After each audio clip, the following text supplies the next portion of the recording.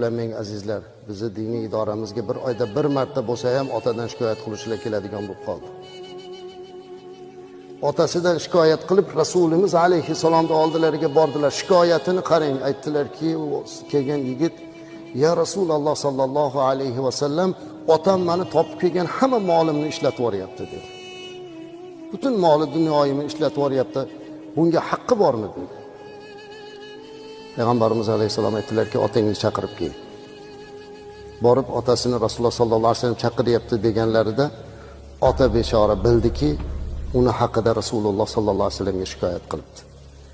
Endi bir tasavvur qiling-ya. Butun dunyolarga rahmat bo'lib kelgan payg'ambar alayhissalomga o'z o'g'li bo'lib otasini ustidan shikoyat qilishlik. Qanchalik darajada og'ir ota uchun. Otasi o'g'liga "Sen ketaverman, orqangdan boraman" dedi-da, orqasidan ketyapti. O'zlari shoir, tabiat inson bo'lgan ekanlar. Bolasini orqasidan ketayotib, ichida bolasidan shu darajada ranjiganidan o'g'lidan ranjib bir she'r yozib yuboribdi.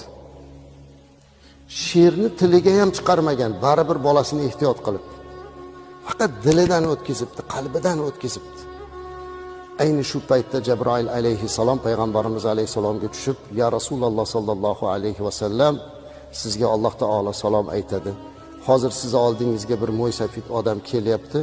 Shunga ayting, sen ichingda kelgan ammo tilingga chiqarmagan narsani aytib ber" deb so'raysiz dedilar. Haligi odam keldi, o'g'li turibdi. Payg'ambarimiz alayhisolatu vasallam undan, "O'g'lingni shikoyat qilyapti, butun moli topgan pullarini, dunyosini ishlatib yuborasan ekan-a" dedi.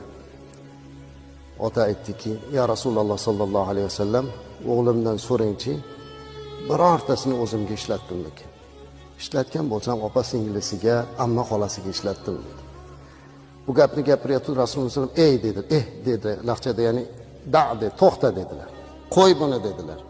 "Qo'y bu gaplarni. Sen hozir kelayotganingda ichingda aytib tilingga chiqarmagan bir narsa bor ekan, shuni aytib ber" dedi. Haligi ota hayron qoldi. Payg'ambarimiz alayhisolatu vasallamga yana bir karra iymon keltirib, "Siz haqiqiy Rasululloh ekansiz.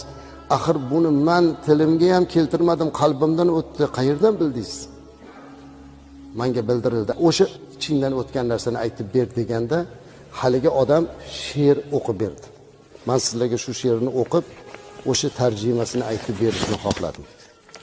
Haligi odam xafa bo'lib kelyapti, yo'lda ichida mana shu she'rni yozdi.